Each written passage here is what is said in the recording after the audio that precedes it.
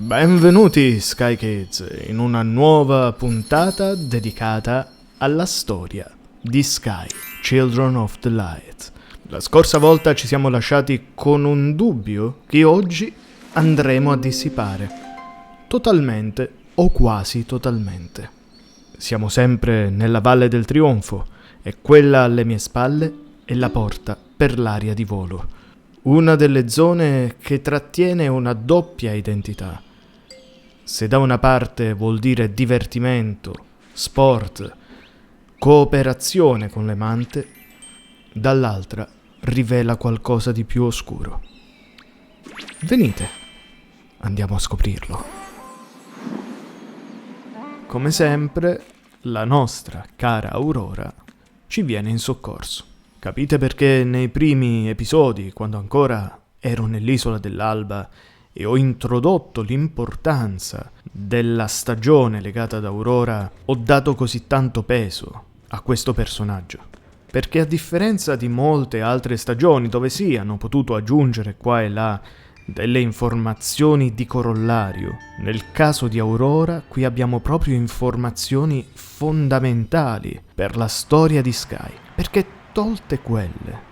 togliendo quel tipo di informazioni, noi non sapremmo molto, non sapremmo dei migranti, non sapremmo dell'energia nascosta e quindi del primo conflitto fra creature di luce e in quel caso i minatori, ma soprattutto Valle del Trionfo resterebbe solo una mappa ludica in cui si celebra lo sport in tutte le sue forme. C'è il pattinaggio, ci sono gli sport, tra virgolette, teatrali, delle arti performative, lo sport della corsa, del volo, tutto ciò che ha a che fare col modo di esprimersi nel mondo di Sky. Ed è chiaro da quello che vediamo negli spiriti che gli spiriti non volavano di per sé, ma l'area di volo veniva usata proprio come percorso per volare insieme alle mante. E allora cosa succede? Qual è il lato oscuro, o meglio, la verità che ci è stata celata fino a quel momento? Andiamo a vivere quel momento del concerto di Aurora. Se nella canzone precedente ci reincarnavamo in una medusa, ora siamo una manta. E insieme a noi ci sono milioni di mante, ogni spettatore del concerto è diventato una manta, quindi la sensazione di gruppo dipende molto anche da quante persone stanno vedendo il concerto in quel momento.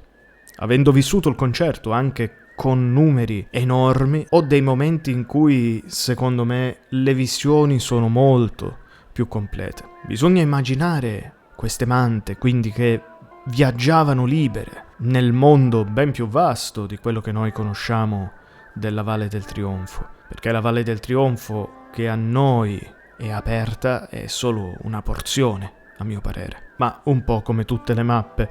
Questo lo dico anche per lasciar spazio laddove un giorno si creeranno nuove porzioni di mappa. Quindi inizialmente siamo una manta che vola insieme a centinaia di altre libere, ma poi accade qualcosa.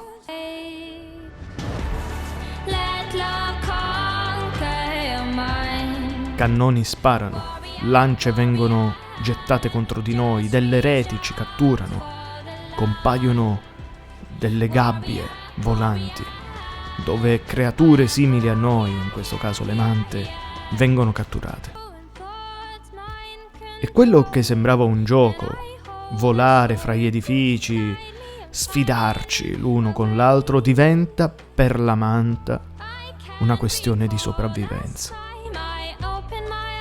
Molte non ce la fanno, anche se noi all'interno del concerto viviamo il ruolo della manta che riesce a sfuggire a tutto questo. Ma attorno a noi c'è una vera e propria guerra. Il popolo delle stelle sta catturando le mante e la motivazione purtroppo va rimandata. Va rimandata perché è legata a doppio nodo, triplo nodo, con la mappa del deserto dorato. E quindi raccontare oggi quell'aspetto significherebbe avanzare di storia e non voglio farlo. Ma restiamo concentrati su ciò che avviene. Noi avevamo visto una prima frizione fra una creatura di luce e un membro del popolo delle stelle, in foresta nascosta, lì nella miniera sotto l'albero cavo, ma non avevamo mai visto qualcuno che catturava una creatura di luce. È un atto di per sé molto violento e mi viene da chiedermi, ma non c'è una vera e propria risposta come tante volte all'interno della storia di Sky. Queste catture sono legate a quelle mante che noi già vediamo in questa mappa e quindi quelle che poi verranno addestrate, che parteciperanno alle gare, ai tornei e creeranno una sorta di simbiosi con il proprio fantino, con il proprio cavaliere, oppure sono le mante destinate a quel destino ben più oscuro che c'è in Deserto Dorato. Quindi magari inizialmente il popolo delle stelle le sfrutta solo per avere una cosa da queste mante. E lì c'è da decidere sull'ordine cronologico dei fatti. A mio parere, la sfarzosità, la grandiosità delle città avviene dopo aver sviluppato la tecnologia. E quindi, ahimè, probabilmente le prime catture di massa che vengono fatte servono allo scopo che poi vedremo in Deserto Dorato. Perché in effetti per molti aspetti Deserto Dorato storicamente è antecedente alla Valle del Trionfo. E su questo sono abbastanza sicuro nella coerenza della storia che sto raccontando, ovvero ricordiamo che il piccolo profeta insieme al gruppo di persone che viaggia insieme a lui per arrivare al Monte Eden va prima nel villaggio dei sogni. Il primo insediamento, il primo vero insediamento della Valle del Trionfo, tutto il resto era inabitato.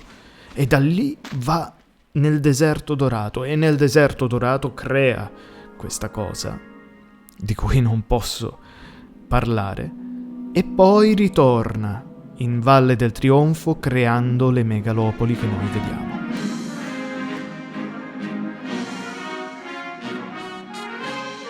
Quindi conseguentemente penso che sia abbastanza giusto dire che le prime catture servivano a uno scopo ben più oscuro rispetto a quello che noi stiamo analizzando in Valle del Trionfo.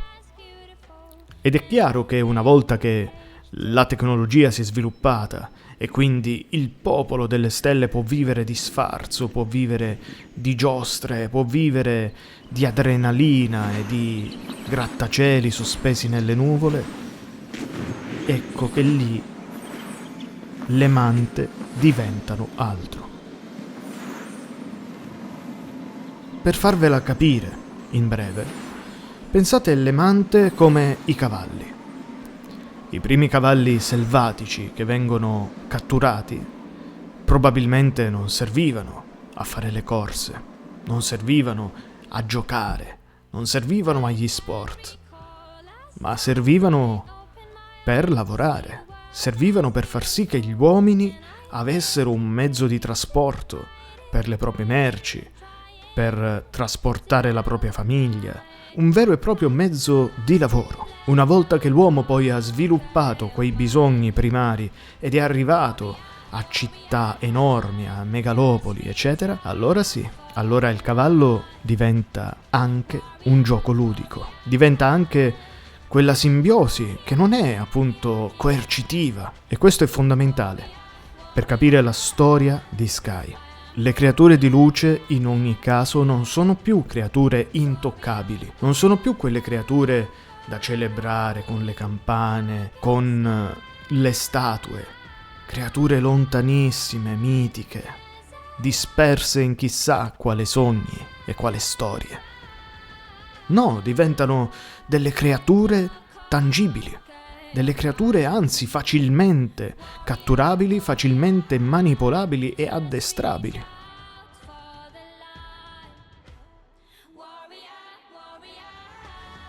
Quindi i cavalieri che noi vediamo qui cavalcare le mante e giocare a rincorrersi fra le arcate della cittadella non hanno di per sé un pensiero cattivo nei confronti di quelle creature, ma sicuramente non hanno più quel rispetto religioso che c'era precedentemente.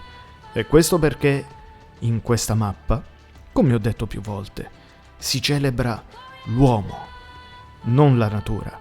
Si celebra il popolo delle stelle, la forza che lui ha saputo dimostrare evolvendo la propria tecnologia. Non ci sono esaltazioni del mondo naturale, ma solo esaltazioni del talento umano, nel bene e nel male.